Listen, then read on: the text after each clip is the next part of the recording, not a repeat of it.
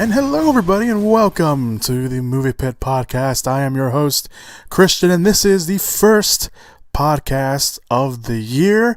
It is 2017, and it is a full year of podcasting.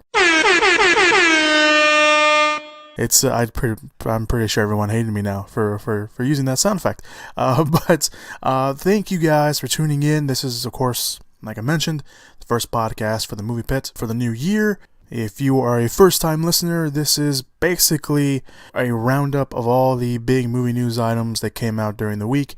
I talk about them here, give my opinion on them, and yeah, get you guys informed in your movie news. We'll also, here on the podcast, talk about the movies that are coming out this weekend, so you guys can get well informed on that. We'll talk about trailers that dropped during the week, and eventually there will be a separate podcast, eventually, somewhere down the line, not right away, but I'm working on that, where it will be reviews. So we'll have a separate podcast for reviews of the big movies that we watch, so there's that. But yeah, thank you guys so much for tuning in, and hopefully you guys stick around and enjoy yourselves as much as you can here on the podcast.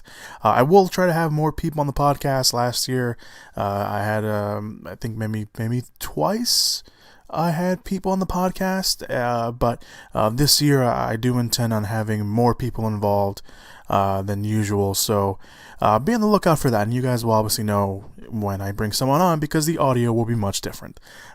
So anyway, let's get right to it. Let's stop wasting time and get right to the podcast and to the movie news. So the first movie news item we have this week is from a news item that dropped, obviously the last podcast I did was right before, well, not right before, but it was a few days before Christmas. So it'd been pretty quiet. It was pretty quiet at that time before the New Year came out. So only one real big news item came out during Christmas and New Year, which was Ryan Gosling. He is reuniting with his La La Land director for a Neil Armstrong film. Now, earlier last year, it was announced that Damien Chazelle, again, the director of La La Land and Whiplash, was going to do a film about the astronaut Neil Armstrong. And Ryan Gosling, at the time when this was announced, was circling the film. But now it looks like the Hollywood Reporter is reporting that Gosling has officially joined the film, and he will be playing the astronaut Neil Armstrong. Now, the film is called First Man and is based off a book of the same name called First Man, A Life of Neil A. Armstrong, written by James Hansen. So if you want to go read that before the movie comes out, you can. The film will be a chronicle of Armstrong's time in the space program from 1961 to 1969, when he became, of course, the first man to walk on the moon. The Hollywood Reporter notes that the goal, quote, is to explore the sacrifice and the cost on Armstrong and on the nation of one of the most dangerous missions in history. The film will be written by Josh Singer, who co-wrote the film Spotlight that came out 2 years ago. But now it doesn't have, right now I should say, it doesn't have a projected production date. So there's no word on when filming will begin. But with all the success that La La Land is potentially having, or will potentially have at the Oscars, I should say, and all the Oscar and all the award shows, mixing my words up, he's bound to become a household name. That's what I'm trying to say. So this project will probably be on the up and up sooner rather than later. All right, so that was the only real big news item, at least that from what I saw, that came out. Now let's get to the news items that came out this week. So the first news item that came out this week is a small news item, but it's a pretty big one in terms of the broader scale of it all. Sterling K. Brown has joined Marvel's Black Panther. Now, Marvel announced that Sterling K. Brown, who made waves last summer playing Christopher Darden in the People vs. O.J. Simpson show, American Crime Story, and he's currently on the NBC show This Is Us. He has joined the film as, I believe, a new character that was created just for the film. He's being described as a figure from T'Challa, aka Black Panther's past, that was, of course, played by Chadwick Boseman in Captain America Civil War. So basically, Marvel's Black Panther is trying to get the biggest, best cast they can, because screw it, because they want it's this. I mean, the cast is I didn't write down all the cast because I'm an idiot, but it's impressive. It's really impressive. I mean, you got Chadwick Boseman back. You have, I know Michael B. Jordan's in there. I know Forrest Whitaker's in there. Someone else just joined the cast. Someone big, and I can't remember who it is.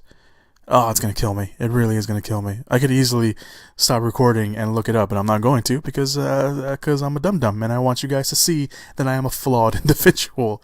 I don't know what that was about. But anyway, no, the cast is absolutely incredible. I mean, you got Lupita Nyong'o in there.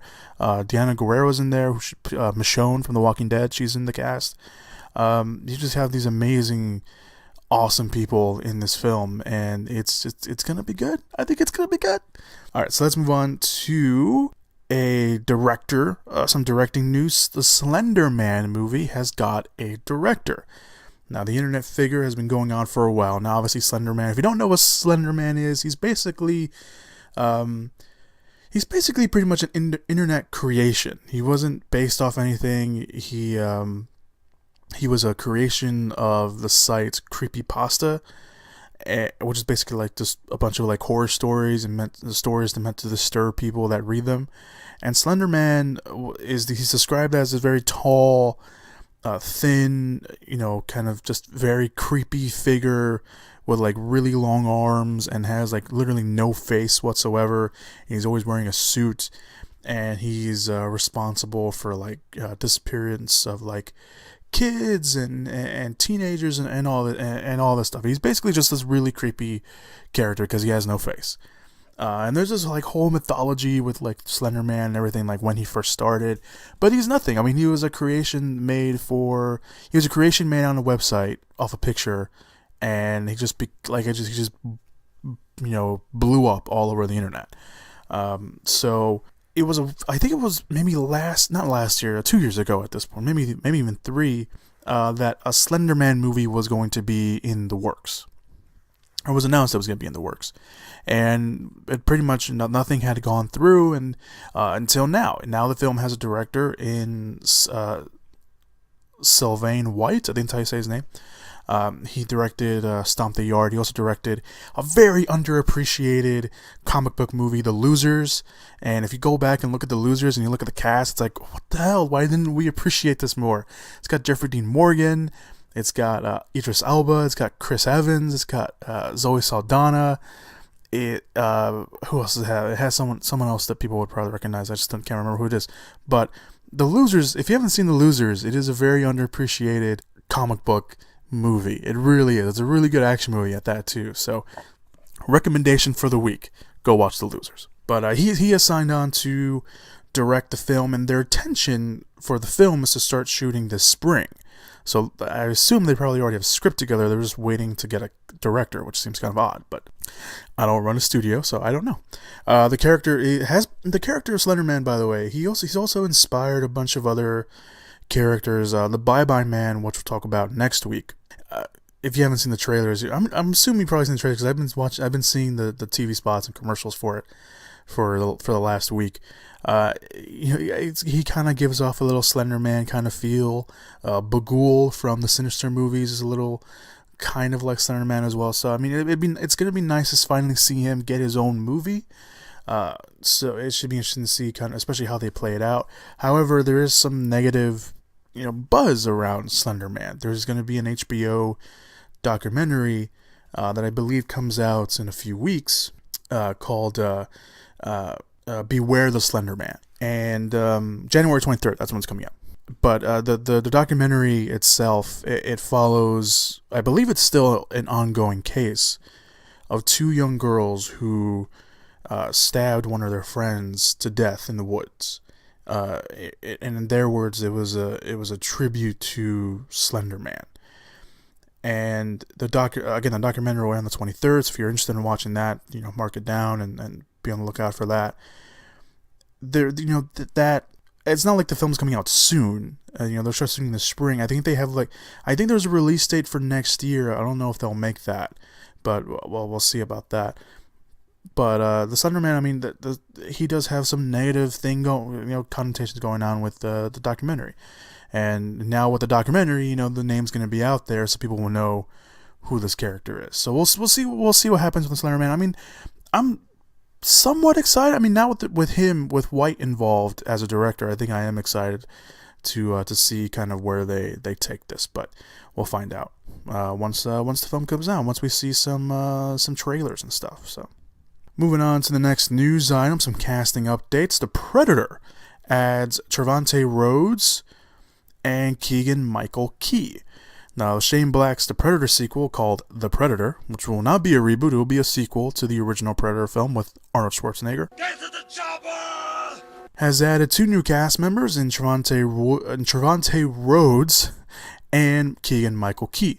Now, Keegan-Michael Key, of course, from Key and Peele. He's mostly known for his comedy stuff, but it looks like he's enjoying the film. There's no word on who he's playing, so we don't know if maybe he'll be comic relief or he'll be just have a small role. We don't know what's going on with that. Trevante Rhodes, on the other hand, he had a breakout role this year in the much talked about film Moonlight, which we'll talk about later. And for him, he's playing the best friend of the lead character, which is being played by Boyd Holbrook from the Netflix show Narcos. And so the two will play ex-Marines who are brought back into the fold to deal, of course, with the Predator once he starts, I'm assuming, killing people. I'm assuming that's what he's doing. So they're part of the cast. Olivia Munn is also part of the cast. She joined the film last year. I think it was in October or November, something like that. So she has joined the film. Story details are still being kept under wraps at the moment, although early reports said the film will take place in the suburbs. That was shot down immediately, almost immediately, by Shane Black himself, saying that is not the case. So we're still in the dark about that. However, we'll probably find out more soon, as The Predator is expected to start filming sometime soon, and currently has a projected release date of February 9th, 2018. Adam Driver is set to lead Sylvester Stallone's adaptation of Tough as They Come. Sylvester Stallone is getting back behind the camera, and he's ready to direct an adaptation of the best-selling memoir Tough as They Come. The memoir is an inspirational true-life story of a United States Army staff sergeant named Travis Mills, who survived a quadruple amputation from a battlefield injury, and against tremendous odds, he survived. And Stallone is set to play Mills' father-in-law in the film, Craig Buck, but the lead in the film has just been cast, and it's, of course, like I mentioned earlier, Adam Driver. Now, Driver, of course, we've most recently probably saw him in Star Wars The Force Awakens, or if you were lucky enough to see the indie film Patterson, he was in that as well. Driver is actually a former United States Marine, so he will be in the right mindset. If you didn't know Adam Driver was a Marine, neither did I until I read this report. So that should be interesting. And according to reports, the film will follow the relationship between Mills and his father-in-law, who stood by his side from the day he returned from the hospital, and that is, according to the reports, the heart of the story. So it should be interesting to see Stallone kind of take more dramatic roles this time around. He is, of course, directing, and he's going to star in the film, but of course, I'm pretty sure Adam Driver will be the driving force behind this film. The film doesn't currently have a studio, but 20th Century Fox is eyeing up the film, with Stallone and Driver set to appear, if that is the case. So we'll probably be hearing a little bit more about this project as time moves on, once it gets picked up by a studio. Tom Hardy and Channing Tatum are eyeing the crime thriller Triple Frontier. Now, Triple Frontier has been kicking around Hollywood since 2009. Yeah, 2009, when The Hurt Locker came out. Now, the film was originally going to be directed by Kathryn Bigelow, with her Hurt Locker and Zero Dark 30 writer Mark Ball, who wrote the film. They wrote this film together, or Mark Ball wrote the film, and Kathryn Bigelow, of course, helped out a little bit with the film Triple Frontier after they finished The Hurt Locker. However, things came to a stall for the film because the studio wanted... there were some problems, and the studio wasn't ready for it, so Bigelow and Ball went on to go do Zero Dark 30. And after Zero Dark 30 came out, they were still working on Triple Frontier. And they had talked to actors like Tom Hanks, Johnny Depp, and Leonardo DiCaprio. They were all in talks at some point, but nothing ever happened. And the final straw for Bigelow, because she's no longer the director, she dropped out, was that the studio wanted her, and some reports say demanded her to cast Will Smith, and so she can get her $80 million budget. And she was like, nope, not going to do it. So she dropped out, and she's going to go do some other stuff. I know she filmed a Detroit riots film, or a movie that has the backdrop of the Detroit riots. So she filmed that. I know she filmed that, and they're done with that. I think it's going to get released sometime next year. I could be wrong about that, but obviously we'll talk about it if that is the case. But so yeah, they decided to do Zero Dark 30. Bigelow was like, nope, she dropped out, and now they have a new director in J.C. Chandor. Now, J.C. Chandor has directed smaller stuff. He hasn't directed a lot of bigger. I think his biggest thing that he directed, because it got a lot of attention during awards season, was A Most Violent Year, which is actually very good if you haven't watched it. My second recommendation. Although that is more of a slow burn. It's not very like a big intense film. So if you want to take that into account, A Most Violent Year. It's got a great cast. Oscar Isaac, Jessica Chastain are the leads. So again, very slow paced kind of film, but very good when you look at all of it. So that's what was going on from 2009 to now. So we have a new director. Mark Ball has stayed on as the writer, and now Variety reports that Channing Tatum and Tom Hardy are in the early negotiations to star in the film if they can figure out their schedules. Because those two, let's face it, are two of the biggest names in Hollywood, and they are very, very busy men. The film itself, by the way, for those of you guys that don't know, refers to the border zone between Paraguay, Argentina, and Brazil, where two rivers converge, and is a known spot, safe haven for organized crime. So it was very up Catherine Bigelow and Mark Ball's alley, but obviously they'll have a new director in tow. No word yet on when filming is expected to begin, but if they can nail down Tatum and Hardy, I think the film is in really good hands, star power wise. Again, both men are very busy. Hardy is finishing up, I don't know if he's finishing up or they're already done with the press tour for his new FX show Taboo that premieres next week. He recently signed on to do an Al Capone film where he will play Al Capone in Fonso, and he's going to be in an Antarctic exploration film as well. Of course, he'll appear next in Christopher Nolan's war thriller Dunkirk, which comes out next year, and potentially somewhere down the road, maybe a Mad Max sequel.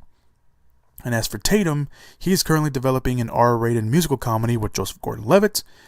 He's going to be in the gender-switched remake of Splash, where he's going to play the mermaid, and I think Jillian Bell is playing essentially a Tom Hanks character.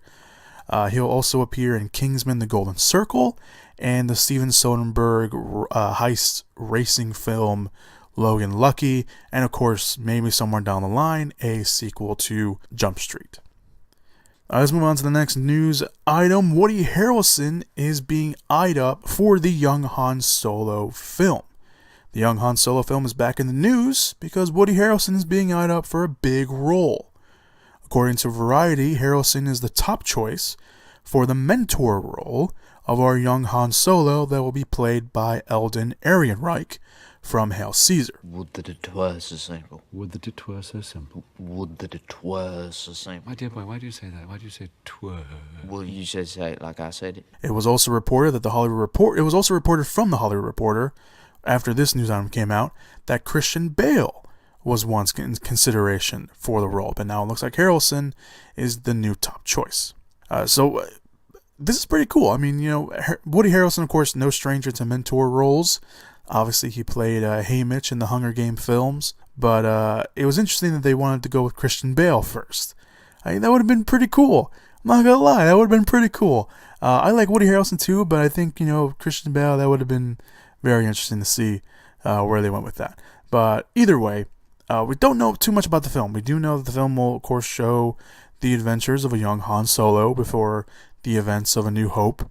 And the film will star Donald Glover as a young Lando Calrissian. Game of Thrones star Emilia Clarke is also a part of the film in an unknown role, potentially the female lead. Maybe we don't know. That wasn't confirmed. It was just said that she's joined the film. The film will also be directed by Phil Lord and Chris Miller, the directors, of course, of the Jump Street movies and the Lego movie, I should say. And the film is expected to film this year with a release date of May 25th next year, 2018. So be on the lookout for that. I think it's kind of interesting. Again, I still think Christian Bale would have been a more interesting, better choice. But that's just me. I don't know. That's just me. All right, let's move on to the final two news items of this first podcast that we have, at least at the time of this recording, of course. The new synopsis for Thor Ragnarok, or Ragnarok, however you want to pronounce it, has been released. Thor Ragnarok, which is called Ragnarok for the moment, has had a lot of fans' interest because, of course, it will bring back Chris Hemsworth as Thor, but it will also have him team up with Mark Ruffalo's The Hulk, and rumors said that the fan-favorite comic arc, Planet Hulk, could be introduced in a big way, and it kind of seems that way from this new synopsis. So here is how the new synopsis reads for the film. Quote, Marvel Studios' Thor Ragnarok, Thor is imprisoned on the other side of the universe without his mighty hammer, and finds himself in a race against time to get back to Asgard to stop Ragnarok, the destruction of his homeland and the end of Asgardian civilization, at the hands of an all-powerful new threat, the ruthless Hela. But first, he must survive a deadly gladiator contest. Why did I say that word? Gladiator contest that pits him. I can't read now. Against his former ally and fellow Avenger, the Incredible Hulk. Of course, Mark Ruffalo will return to play the Incredible Hulk, and Hela, the new villain of the film, will be played by Cate Blanchett. Because Marvel was like, you know what? We want really good actors for our movies. Because why not, right? So that sounds, as for the synopsis, it sounds really cool. It sounds like a really big buy. Obviously, it feels like we're going to have two kind of real big movies coming up. We'll probably start off with the Gladiator games and then move on to, Thor essentially stopping Hela and Ragnarok, or Ragnarok. So of course, Planet Hulk is in there with the whole Gladiator games kind of stuff. And it's been suggested that the Gladiator games are being contested because of Jeff Goldblum's character. He's playing the Grandmaster, or just Grandmaster. He's a cosmic being that is fascinated this is the description of him, with game and chance, who is one of the elders of the universe, and who could bring the games to life. So, assuming he is the one behind all this. Other new characters and actors in the film. Carl Urban is in the film. He's playing Scourge, likely the right-hand man to Hela. Tessa Thompson is also joined the film as an Asgardian warrior, Valkyrie. Essentially the new female lead after Natalie Portman will no longer return. Sam Neill is also part of the cast, although his role hasn't been revealed just yet. And most recently, Benedict Cumberbatch. It was announced that he would be appearing in the film as Doctor Strange. So that's pretty cool. Returning members of the cast will include Idris Elba and Anthony Hopkins playing Heimdall and Odin respectively. And the Warriors 3, Sif, played by Jamie Alexander, Volkstaff played by Ray Stevenson, and Hogan played by, I'm going to butcher his first name, Tadanobu Osano, I think I'm pronouncing that wrong, are all said to appear, although I don't know if that's been confirmed anywhere. And of course, also returning Tom Hiddleston as Loki. The film will come out next year on November, or this year, I should say. I'm still getting used to it. This year on November 3rd, with a new director in Taika Waititi. He's directed a great film, Hunt for Wilder People, which we'll talk about later, or in just a bit, I should say. So yeah, there you go. I'm excited for Thor Ragnarok, however you want to say it. I've been excited for it for a while, so I'm actually one of the people that does enjoy the Thor films, especially the first one. It was very different at the time, but I liked it. So, All right, so let's move on to the last news item of the podcast. For the first podcast, 2017. I know you're gonna hit me for using that sound. I won't. This is the only time I will do it. By the way, just believe me, the only time I will do it. Anyway, Lucasfilms and Disney are weighing their options after the death of Carrie Fisher. So obviously, I was originally going to talk about this at the beginning, but obviously that last week of 2016 just was a gut punch. Carrie Fisher, of course, Princess Leia from the Star Wars films. She suffered I believe they labeled it as a cardiac arrest. I think that's how they label it. I could be wrong about that. But they took her to the hospital and she was in stable condition. And then we found out later that she passed away. And then right after that, literally the day after, her mother, Debbie Reynolds, passed away as well. And Debbie Reynolds, I don't think Debbie Reynolds is, as popular with or as famous and most well-known name to a lot of people like her mother, Carrie Fisher. But Debbie Reynolds was a star. She was a star through and through. Film, TV, stage. She did it all, and she was so great at it. And I think for me, many people my age, the first experience that I think all of us had with Debbie Reynolds was Halloween Town. The Disney Channel movie, Halloween Town. She played the grandmother to the main character, and in all the films, I believe, if I recall correctly, that was her. And then later, of course, when I started getting more into film, I discovered Singing in the Rain, which is by far one of my most favorite musicals, and I think now it's gonna hold a more special place in my heart because of Debbie Reynolds. So yeah. And she passed away, obviously, the day after. And 2016 was a rough year. We lost a lot people from not just movie stars. Obviously movie stars get the bigger treatment because we've seen them on our screens. But we lost a lot of people. Like we lost some writers, and we lost people that helped civil rights issues and stuff like that, and all over the spectrum. And of course, but it was just those last couple weeks where it was just like you were afraid to go on the news and go on Twitter and be like, please don't, not another one. So yeah, it was tough, but many people are still mourning the death of Carrie Fisher, and while it's important that we mourn, questions did arise after she passed away. What will happen to the Star Wars film? What would happen to Princess Leia? Because of course she did return for The Force Awakens, and from what was said on the outlets, from the news items, is that she was essentially going to play a bigger supporting role in the next two films.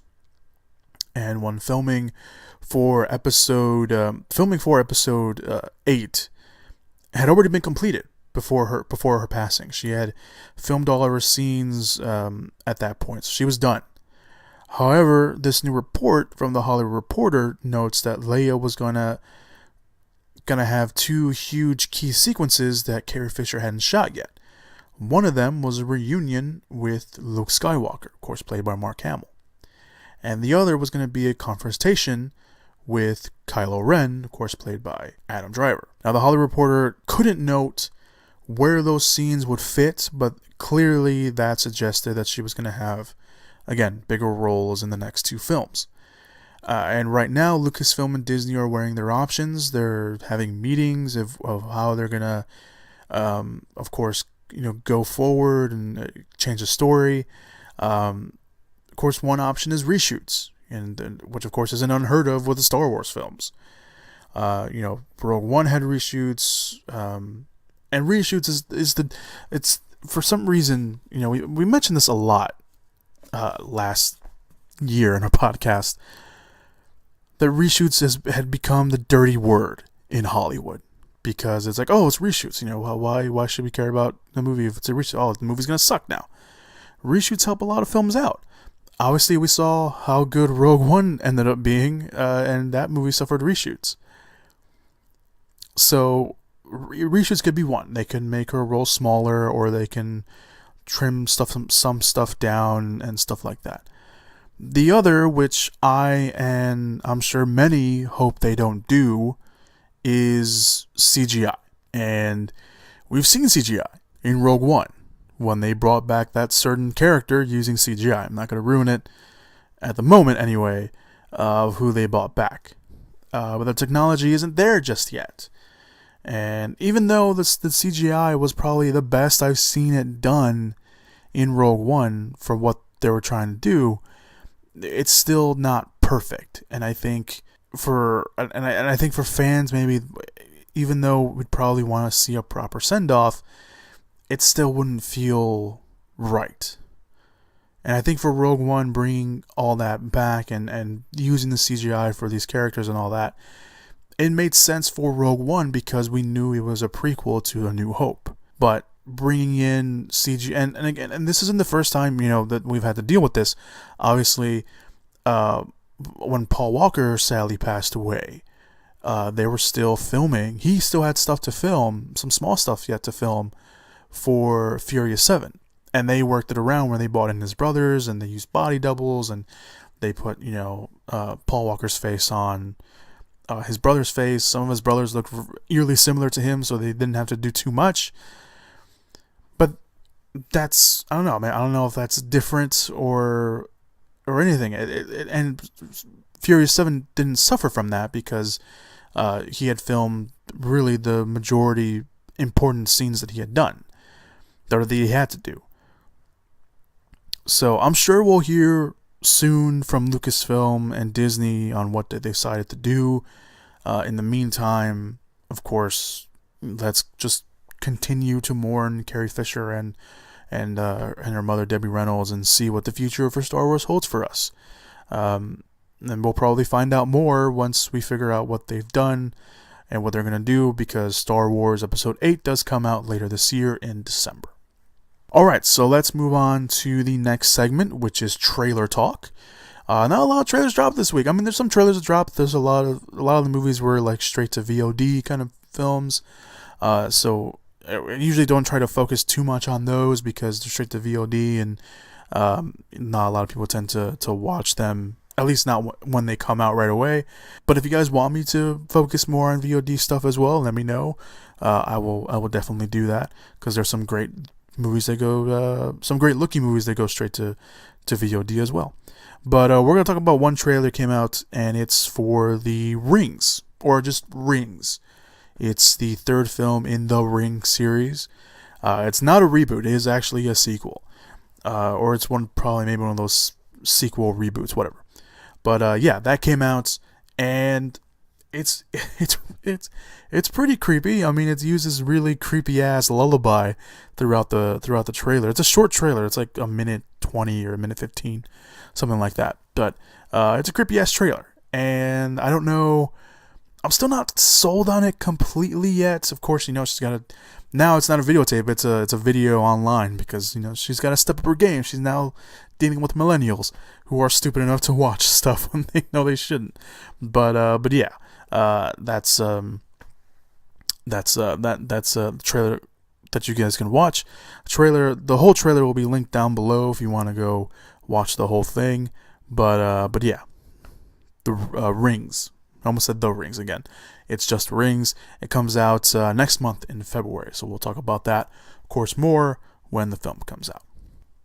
Alright, this would normally be the part where I talk about this week's releases, but of course, as you can see from the title, I'm going to talk about my my year in review, I should say. My year in review, where I will talk about my worst / disappointment / least liked films of the year, and then I will tell you my best / favorite films of the year. I'm not going to go completely, down to the, bone in all these films, but but I do want to talk about it. Obviously, I did write a list, but which you can probably see down below, and well, not probably, you will. I'll put a link down below if you want to read. But obviously, you're already listening to the podcast, so probably gonna do that. So let's start off with the worst / disappointments / least liked films of the year, because I want to end on a high note for the most part. So again, this is my list. It's not like, I'm saying, this is the be-all, end-all list. No, it's just my list. Obviously, you'll probably disagree on some of these. Let's start off with some dishonorable mentions. First one, Ben-Hur. Or dishonorable mentions I'm not going to go too much into. So Ben-Hur, Masterminds, and Siren. If you don't know what Siren is, it's a spin-off of one of the VHS segments that I managed to see at a film festival, and we'll talk about that in a second, because we're going to talk about the first thing on the main list is Antibirth. Now, Antibirth is so. I'm now befuddled because I'm thrown off because I'm going to talk about this because I can feel myself getting angry or getting upset. So I went to a film festival here in Chicago in August. By the way, I'm from outside Chicago. For those first-time listeners, if there's any out there. So Antibirth, I'm sorry, I was talking about the film festival. So the film festival was Bruce Campbell's horror film festival, where of course they showed a bunch of, and some of these films will be on the list that I managed to see. Antibirth and Siren were two of those films. There were some good movies there, so don't get me wrong. We'll talk about some of the good movies I saw there. But they showed, of course, it was a horror film festival, and Siren and Antibirth were one of them. And Antibirth, I knew nothing about Antibirth going in. I didn't see a trailer. I didn't even know what it was about. I read about, of course, when the lineup came out. But when I went to go watch, I completely forgot what it was about. So it's basically. I didn't like this movie at all, by the way. This will be classified as one of the worst films of the year that I saw last year. For me. It's basically about this woman who is basically kind of just a stoner party chick. I think it's played by Natasha Lyonne from Orange is the New Black. And it's her, she goes partying one day and she wakes up the next morning and she finds out that she's pregnant. And you're like, okay, I mean, that's pretty, okay, that's kind of weird. But her pregnancy is already like 2-3 months along after day 1. And her belly and her pregnancy repeatedly just gets more and more severe and bigger until she finds out that maybe this isn't a human baby. And the whole movie, it's not good. I didn't care about these characters. I didn't. I really wished, there was like halfway through the movie, I was like, I really wish everyone in this movie dies. Because I just didn't care about anyone. I didn't care about the characters. I didn't care what was, I actually got bored. And at one point, I wanted to look, because I was with my brother, and I wanted to look at him and say, do you just want to leave? But I was so dumbed down and beaten down by this film at this point, I was like, I'm just going to stay and see what happens. It wasn't good. If you see Antibirth anywhere, Netflix, Hulu, Amazon, iTunes, wherever, don't watch it. Just don't. I'm doing you a favor. Don't watch it. All right, let's move on. Batman v Superman: Dawn of Justice is my next film, and it's a disappointment. It wasn't the worst. It was disappointing. Obviously, we've talked about it. I did its own podcast for Batman v Superman: Dawn of Justice, and that was one of the only ones that I did like early and that did by itself. I didn't. It was disappointing. It was. There was way too much going on for its own good. It had poor editing choices, and everyone's like, "Oh, you should watch the extended cut." No, I'm not gonna watch the extended cut. You wanna know why? Because why would I sit down for a longer movie to the same movie essentially that I didn't like the first time around? Maybe I'll watch it somewhere down the line, but I'm not watching it anytime soon. But yeah, it wasn't good. It was very disappointing. Another disappointment, Blair Witch. Blair Witch was it had its moments, but I think overall, I think it kind of just missed the mark just a bit for me. It had its moments. It just, I don't know. It lacked a certain umph. Let's put it that way. Gods of Egypt is another one that made my list. You can probably assume where that fits in. The Fifth Wave is another film. The Neon Demon.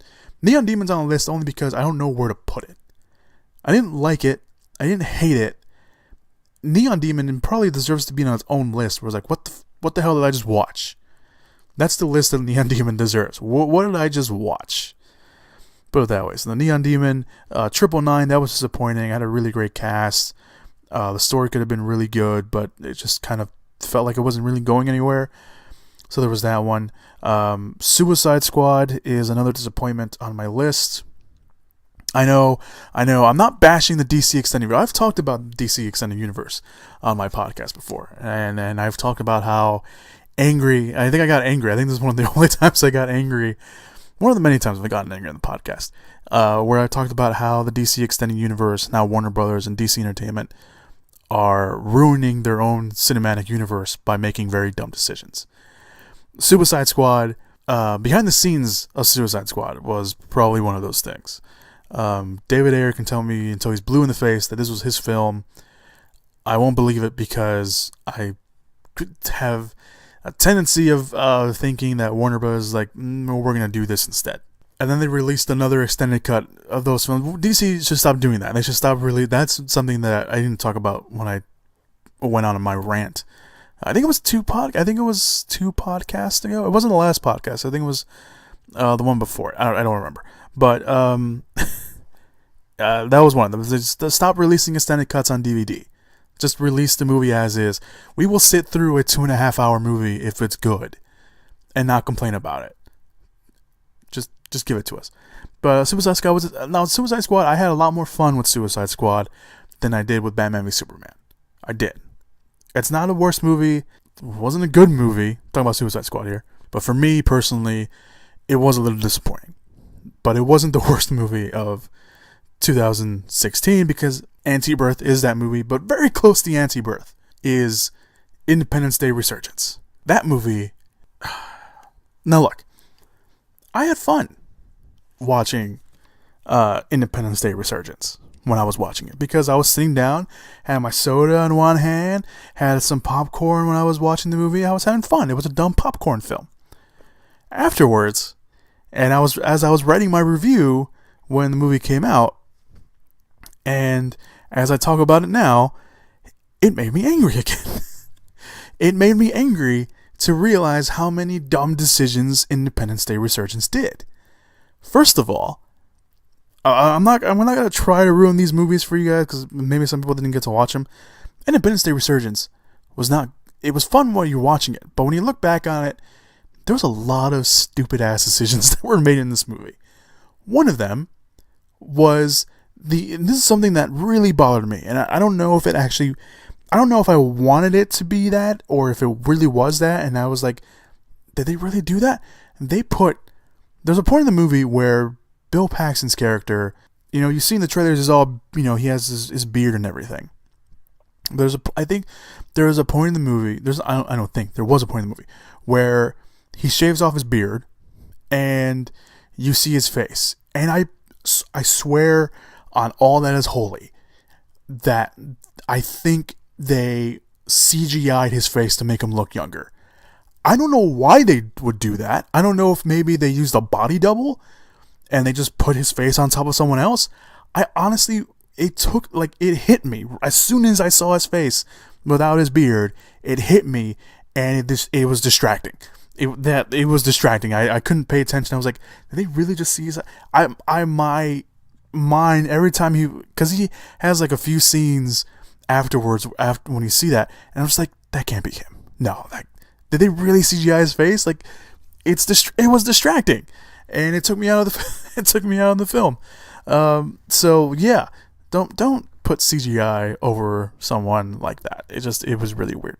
Anyway, there was a lot of other dumb decisions made in that film. Like, there's one point where the characters make it onto an alien ship, and apparently they don't need any sort of special breathing technology, any sort of, apparatus, because they're just on an alien ship, and I guess they got accustomed to stuff like that, and I don't know. And some of the characters don't act the way they really should. I know it's like 20, 30 years after the first one. Still, I mean, it just wasn't good. It just wasn't good. It's making me angry just thinking about it. So let's move. Let's move on to the list, to the big list.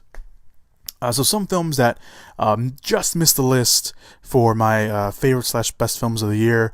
Demolition, which is the Jake Gyllenhaal film where he loses his wife and he starts to rebuild his own life. That just missed the list. Don't Think Twice, which is a movie about improvisation stars in New York trying to make it big.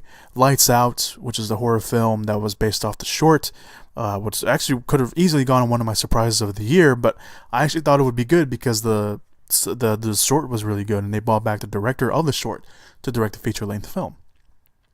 Nocturnal Animals, that was the Amy Adams, Jake Gyllenhaal film. That was really good, and it just missed the list because there was a lot of other films that I really tended to enjoy, and there was a decision that the way the film's structured. It's Amy Adams' story, and she's reading the story that was written by Jake Gyllenhaal's character, who's a writer, and also her ex-husband. And I felt like the story that she's reading, because we see kind of her interpretation of the story, the way his story was better than the story that. I just confused myself. I literally just confused myself. It was the story within the film was better than the film story was trying to tell with Amy Adams' character. Let's put it that way. That made no sense. Just go along with it. The next film, The Magnificent Seven. I was actually really looking forward to the remake. I know a lot of people weren't. I thought the cast was great. I thought it looked pretty fun, and it turned out to be a lot of fun. Was it great? No, but it wasn't as bad as I think a lot of people thought it was going to be. The last film that just missed the list, Train to Busan. Briefly talked about this on the last podcast that we had. It is a South Korean zombie thriller, and it's about a bunch of people on a train that have to survive a zombie apocalypse that is going on around them. It's a really great story. There's a great core story of a father and his daughter, and it's a really great film. If you haven't watched it, I highly recommend you do. They are making a remake here in America, but the remakes, I think, still a handful of years off. So you have time to watch the original if you want to. All right, so let's move on to the surprises of the year before we go to the best / favorite movies of the year. Surprises of the year for me are Bad Moms. If you had told me Bad Moms is going to be as funny as it was beginning of the year last year, I probably would have walked away from our conversation. That's the way I like to describe Bad Moms. If you told me it was going to be funny, I probably would have walked away from our conversation. It turned out to be really funny. It was a lot funnier than I thought it was going to be. The trailers didn't do a really good job too much for me, but I went to go watch the movie anyway. I think it was like the middle of the week. Or no, it was a Sunday. It was a Sunday afternoon. I went to go watch it. Laughed my ass off. I was very surprised by it. So Bad Moms made the list. Ouija, Origin of Evil. Ouija, depending on how you Ouija, how you want to pronounce it. It was a prequel to the Ouija, again, however you want to pronounce it. I think it's actually pronounced Ouija. I think people pronounce it Ouija, but I think it's actually pronounced Ouija. So I'm just going to go with Ouija because it's different. So I didn't watch Ouija when it came out. I think it was like 2 years ago, but I ended up watching this, the sequel / prequel, Origin of Evil, and I really enjoyed it. I thought it was a really good film. It told a really great, there was a really great family drama story at the center, and that was the driving force of the film. It wasn't the horror aspects. It was that, and that's what made the film more powerful. So I really enjoyed Ouija, Origin of Evil, and there was really creepy stuff that happened throughout the film. So, yeah. Lulu Wilson, who, the little girl in the film who gets possessed. It's not a spoiler, it's in the trailers. The one she gets possessed, she gives literally like a 3-minute monologue or speech to someone where she's describing something. And if you've seen the film, you know what I'm talking about. That literally made my skin crawl. And that takes a lot for a film to do. And I was like, literally when it was over, I was like, I'm not messing with her. Like, I just run. So yeah, that surprised me. Pop Star Never Stop Stopping. If you had told me Pop Star Never Stop Stopping was going to be funny, just like Bad Moms, I probably would have hit you and then walked away from our conversation. Pop Star Never Stop Stopping, really funny. It was really fun. I'm not a huge Andy Samberg fan. I'm not. But I went to go watch it, and I was just laughing. I laughed my ass off. It was really funny. Some of the songs they sing were actually really good. You can tell that it was a parody and a satire of the music industry and everything. And I'm not the biggest Andy Samberg fan, but I thought he did pretty good in Pop Star Never Stop Stopping. So my next surprise of the year, Pride and Prejudice and Zombies. I know what you're thinking. I do. But it knew what it was. And it wasn't that bad. It wasn't. There was, it had some issues. Obviously, it had some issues, but for what it wasn't that bad. The last two surprises of the year, Storks, which is the animated film. That was really funny. That was also really funny. That Storks, I had no expectations for Storks whatsoever, and I watched it and I really enjoyed it. It was a really good animated film. It really was. And the last surprise of the year, The Shallows. And we had talked about this on the summer movie preview podcast that we did. I had no intention of watching The Shallows. I really didn't. Blake Lively stuck in the middle of the ocean with a shark, whatever.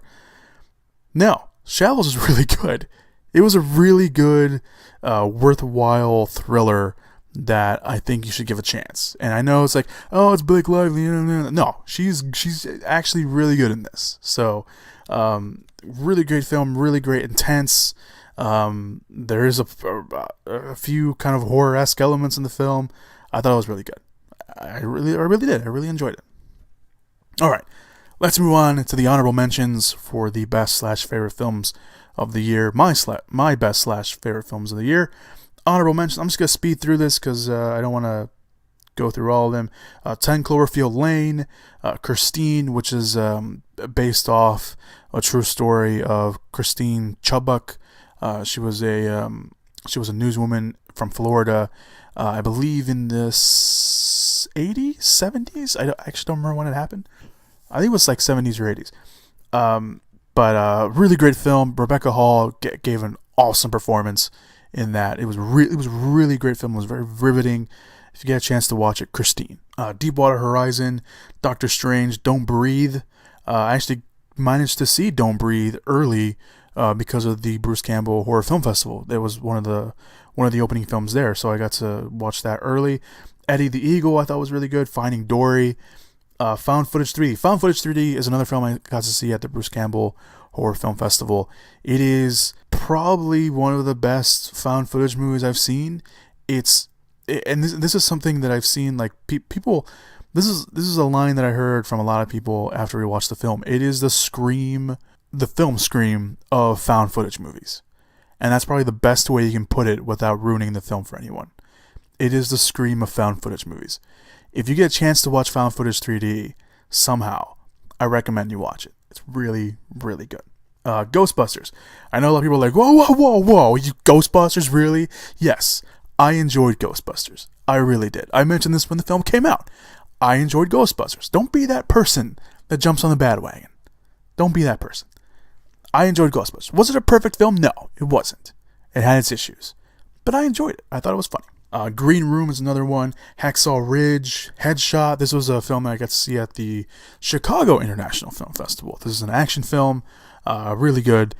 If I haven't got a chance to watch it, it's from a few of the people from the Raid 2 are in the film. And there's a lot of great fight scenes, and what would you expect, right, from the people from the Raid 2? So the next film is Here Alone. That was another film from the Bruce Campbell Horror Film Festival. This film, I didn't see the trailer for this film. I didn't know anything really too much about it. Again, after I read the lineup, This film absolutely floored me. I was not ready for this film at a horror film festival of all places. Really good. If you get a chance to watch it here alone, really good. I got to see Hidden Figures early, and it made my list. It does fall a little bit into the melodrama kind of cliche moments, but it's a really great film. It's a really important film. We probably wouldn't have ever known about this. More people would have probably never gotten to know about this story and about these people that these three, I should say. Well, there was more, but we follow only three ladies who just worked their asses off to earn their place and helped NASA basically send it was John Glenn into space. So it's a really good film, a lot of great moments, but yeah, I got to see it early, so it made my list for 2016. Midnight Special was another film that was really good. If you haven't watched that, I recommend you watch that. Moonlight is another one. Moonlight is going to be a very big player during the award season, especially during the Oscars. And I enjoyed Moonlight. I really did. I really liked it. I thought it tells a story of the same character in three different times of his life. It tells a story when he was a kid, it tells a story when he was a teenager, and it tells a story when he was an adult. And it's a really great film that I believe I only saw the trailer once, and I didn't remember too much about the trailer when I watched the film, so I was kind of looking at it with fresh eyes, and I didn't know what the film was really about, except that it was following this kid for three stages of his life. It was really, really good. If you haven't seen Moonlight, I highly recommend you watch it. So there was that. Pete's Dragon was another film that I got to see. That was really good. Didn't get as much attention or fanfare as it should have. The Autopsy of Jane Doe, another film I saw. Actually, no, I saw that at the Chicago International Film Festival, and that was really good too. If you haven't had a chance to watch that, I highly recommend you do as well. It's Emile Hirsch and Brian Cox playing morticians, and they get this body of course, Jane Doe, because they don't know who she is, and creepy stuff starts happening, and it is quite a joy to watch. The Edge of 17 with Haley Steinfeld, that was really good. That was surprisingly good. That was surprisingly better than I thought it was going to be. The Handmaiden, got to watch that. That movie was nothing like I thought it was going to be. I saw the trailer for it, and it was still surprising. And this is a movie that I mean, it was good, obviously. I liked it. It's in my list. It's an honorable mention, but it just was one of those movies where I was just like, oh man, I really should have expected this. Probably should have been more prepared for what I was watching. So, yeah, The Handmaiden was definitely one. The Witch was another one. The Witch was a movie that I think I did a review for The Witch on the podcast. It was one of my first reviews on the podcast, was The Witch, last year. It's a very disturbing film. Very disturbing. I'm not really a huge fan of quotes from people in my movie trailers, but there was one quote that I really thought kind of hit the message home. Was, it feels like it's something you shouldn't be watching, and I totally agree with that when watching this film. And I haven't looked at apples the same way since. Just put it that way. There's a scene in the movie that involves an apple. I'm not going to spoil it. It's there. And the last film on my honorable mentions is Zootopia. I really liked Zootopia. I really did. But I think Zootopia, for what it is, I'm sure many are going to put this as one of the best animated films of the year. And it totally qualifies for that. I do believe that. However, there were some other animated films that I enjoyed a little bit more than Zootopia. Just want to say that out there. So, all right, so let's get on to the main list of my best/favorite films of the year. Again, I'm just gonna run by these. They're all in alphabetical order. If you haven't realized that by now. Arrival, really good film. One of those films that just leaves you just wow. It's just one of those films you just get like you ask yourself the question that it poses. And yeah, Arrival was really good. Captain America: Civil War, really great film. Not just a good comic book film. It was a really great film in general. It was awesome. I really liked Captain America: Civil War. Carol was another one. Carol can be classified. There's two films on this main list that could be classified as 2015 films. but they didn't get their nationwide rollout until 2016, so that's why I put them in my 2016 list. Carol is one of them. It's the movie with Cate Blanchett and Rooney Mara, if you're wondering what that was. The next movie is Deadpool. Obviously, it was one of the most funniest movies I saw last year, so Deadpool was on there. Everybody Wants Him. It's the spiritual sequel to Dazed and Confused by Richard Linklater. I thought it was really good. There's just it felt like you can really connect and relate to the characters in the film. So Everybody Wants Him. Hell or High Water was another film that made my list. It's Ben Foster and Chris Pine and Jeff Bridges are in the film. Really, really good film, and the more you pay attention to it, the more you see kind of the themes and the issues it's tackling. It's a really great film if you haven't watched it. Hell or High Water. Hunt for the Wilder People, which is the film we were mentioned earlier, with directed by Taika Waititi. Really great film. He's from New Zealand, so it has this really weird sense of humor, but it's really good if you haven't watched it. Sam Neill's in the film. The main kid, I didn't write down his name, but he's really funny in it. So there's that. I'm Not a Serial Killer. It's actually based off a book that I actually read like a handful of years ago at this point. This is a film I saw at the Bruce Campbell Horror Film Festival. One of the best films of the year. Max Records, which is the main character in the movie. The main actor in the movie that plays the lead. He's great in this. He's awesome in this. Christopher Lloyd's in this film. He actually was there to do like a mini Q&A after the film, and he was awesome. He's awesome in this movie. There's a part in the movie where he literally just reads off by memory. He's not reading from the book. It's by memory. He's rattling off this poem. And it's just, you're so enthralled by what he's reading. It's just, you get sucked into the scene. It's really, really good. The whole film is really good if you haven't watched it. So, I Am Not a Serial Killer. Jackie, the Natalie Portman film where she plays Jacqueline Kennedy, was made my list. Kubo and the Two Strings, one of my favorite animated films of the year. It was so good. I really, really liked it. I don't know what it was about the film. It was just really special, and I really, really liked it. And Regina Spektor's cover of While My Guitar, I don't know what the was. While My Guitar Gently Weeps was just, it's beautiful. It's a beautiful cover that she did. La La Land is another film that's one of the best films of the year. I know there's a lot of commercials recently for it, and you're probably like, oh my god, just stop. No, you should go watch La La Land. It's really, really good. Manchester by the Sea is another film that I really enjoyed. It's a movie about grief, but it's a movie that tells grief in such a real way. So I highly recommend you watch Manchester by the Sea. Moana made my list as well. It's really good. It's a really good animated film. I didn't think I'd like it as much as I did, but I ended up really enjoying it. Rogue One, a Star Wars story. I mentioned Rogue One earlier. It's really good. We finally get a good Star Wars prequel. No. Prequels were not good. Get over it. They were not good. The episodes 1 to 3 were not good. Get over it. No. They had their moments, but they were not good. No. Rogue One, finally, a good Star Wars prequel. Sing Street was another one. Sing Street doesn't get a lot of praise because not a lot of people have watched it. And I'm kind of ashamed that not a lot of people watched it. It's on Netflix right now, so if you haven't watched Sing Street, highly recommend you do. Drive It Like You Stole It, one of the best songs on that soundtrack, and it's so good. I blast that in my car every time I drive. I really do.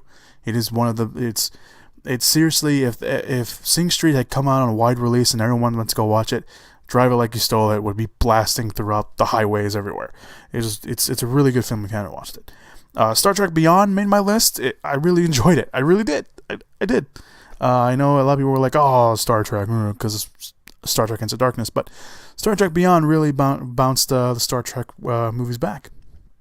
The Conjuring 2, really good. I can't remember. It's been a while since I've seen the first one, so I don't remember if it was as good as the first one. But there were some really, James Wan, I love to hate you because you make these great demonic creatures, entities that are just. It's the Nun is just. It's something that haunted my dreams after I watched that movie. The Jungle Book, one of the best, if not the best, visual effects of 2016. And on top of that, it's a really good movie. So I really enjoyed The Jungle Book. The Nice Guys, Shane Black directing, Ryan Gosling and Russell Crowe, and this very it is a black comedy. It's awesome. If you haven't seen The Nice Guys, I highly recommend you do. It's a really great movie. It's really funny. It's got a very weird, dark sense of humor, but it's really good. And the last film, again, this is technically a 2015 movie, but it didn't get its nationwide rollout until 2016, The Revenant. And I really enjoyed The Revenant. Thought it was really great. Obviously, it got Leo his Oscar, so you can't go wrong with that. Alright guys, so that was my year in review of movies. I will put a link down below if you want to go back. I went a little, of course, more into a lot of them in my written portion. The link will be down below. Also, while you're down there, I'll put some other lists. I did some standout directors, actors, actresses, supporting roles, villains, fight sequences, and other cinematographies and stuff like that. So I'll put links down below to all that stuff if you want to go check that out. Really appreciate it. While you're down there, you can go check out the rest of my WordPress account, which is movieswithchris.wordpress.com, movieswithchris.wordpress.com. That's where I do all my written reviews, do little portions also called mini reviews, where I just review a bunch of course, movies that I don't feel like doing full-blown reviews for. So there's mini reviews, there's full written reviews for other movies. There's also monthly previews. I'll be doing a lot more with that WordPress account, like editorials and opinion pieces and stuff like that. So if you want to go give me a follow over there, really appreciate it. While you're also down there, you can go like the Facebook page. It's basically an outline of what we're going to talk about on the podcast. There is stuff that I don't talk about on the podcast that I put on the page. Doug Jones talked about Guillermo del Toro's new movie, The Shape of Water. He gave some insight on that. That's up there. Will Ferrell and John C. Reilly's Sherlock Holmes movie. A news item came out that went up there as well. What I do a lot of the podcast, so there's the news items that are just for the Facebook page, and there's news items that are just for the podcast, and vice versa.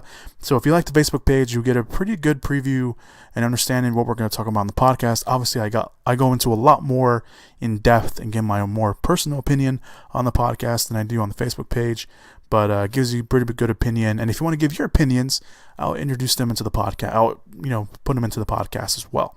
So really appreciate it if you give me a like on Facebook as well. That'd be really cool. You don't have to, but it'd be really cool if you guys did. All right. Also, while you're down there, the link to the Rings trailer will be down below as well. And as you'll also notice, there is a timestamps down there. So if you want to go back and listen to some stuff, you can. I probably should have mentioned that at the beginning, but I didn't. That's my fault. I'll try to remember that for next week. All right, so let's move on to this week's releases. Finally, final bit of what we're going to talk about. This week's releases, we have expansion releases, Hidden Figures, which I talked about, of course, earlier. The team, based off a true story, the team of African-American women provide NASA with important mathematical data needed to launch the program's first successful space mission. The film stars, of course, Tarjiri P. Henson, Octavia Spencer, Janelle Monáe, Kevin Costner, Kirsten Dunst, Jim Parsons, and Glenn Powell. Really good. If you haven't I highly recommend you go watch it. If you don't know the story, obviously I recommend you go watch it. It is based off a book as well, I believe, but it's a really great film. There's some really great moments in there. It does kind of lend to some cliches and some melodrama, but it is a really great overall film, and it's a movie that I think it needs to be watched. So go watch it. Getting another expansion release and a nationwide release is A Monster Calls, based off the novel by Patrick Ness, who also wrote the film. A boy seeks help from a tree monster to cope with his single mother's terminal illness. The film stars Lewis McDonnell, Felicity Jones, Toby Kebbell, and Sigourney Weaver, with the voice of Liam Neeson, who voices the giant tree monster. This film looks fantastic. From the very first trailer, it just looks great, and I've been hearing nothing but great things about it. So, obviously, if you get a chance to go watch Monster Calls, it made a lot of people's best of 2016. Obviously, it got a limited release in 2016, but if you want to go check that out, I highly recommend you do. I know I am this weekend, so A Monster Calls. Move on to this week's wide releases. There's real wide releases. The other wide release, I should say. because those were expansion releases. But the wide release this week, new film, Underworld Blood Wars. Vampire death dealer Selene, once again played by Kate Beckinsale, fights to end the eternal war between the Lycan clan and the vampire faction that betrayed her. The film also stars Leo James, Toby Menzies, I'll say not say his name, and Charles Dance. I don't know. I've seen all the other Underworld films. I really liked the first one. I thought the first one was really good. The second one had some jumbling issues that I don't know.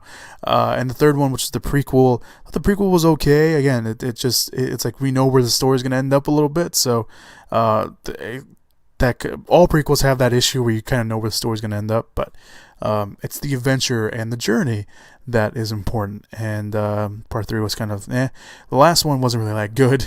I don't even remember a lot about it. I remember watching it, and I'm one of those people that actually remembers stuff that happens in films, and I do not remember too much about the last film. I really don't.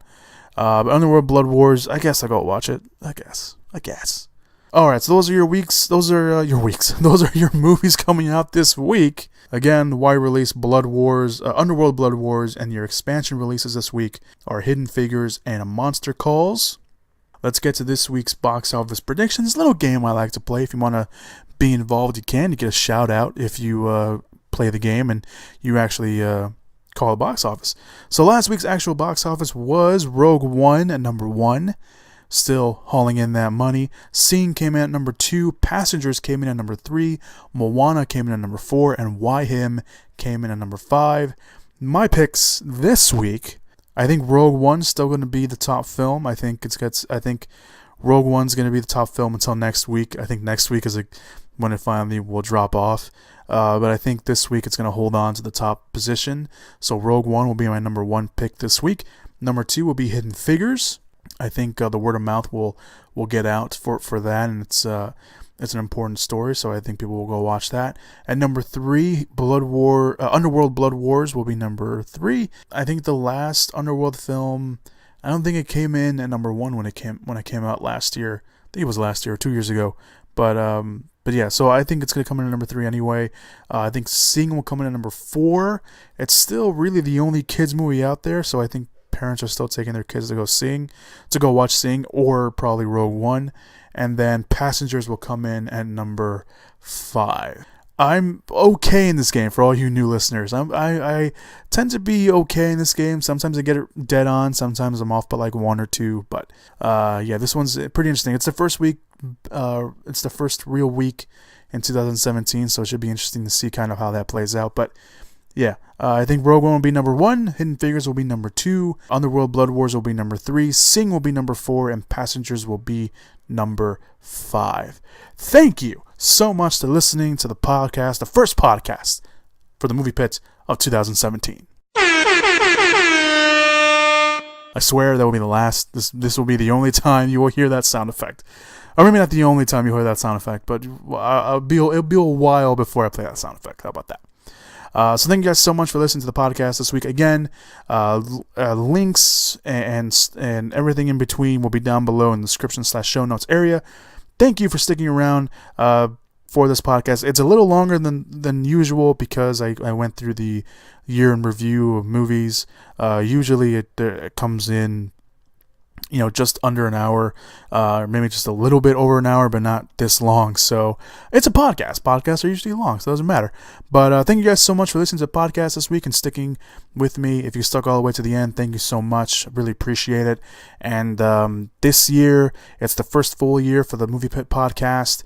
I intend to, keep this podcast going strong. I intend to bring some people in so you guys just don't hear my voice all the time. Because believe me, when I'm editing, I get tired of my own voice. Yeah. Thank you guys so much. My name is Christian. Thank you so much for listening to the Movie Pit podcast. And as always, if you're a first-time listener, I will always end the podcast this way, unless something comes up. As always, stay safe. Be careful out there. Have a fun weekend. And as always, go watch. My voice is going out. Go watch some movies.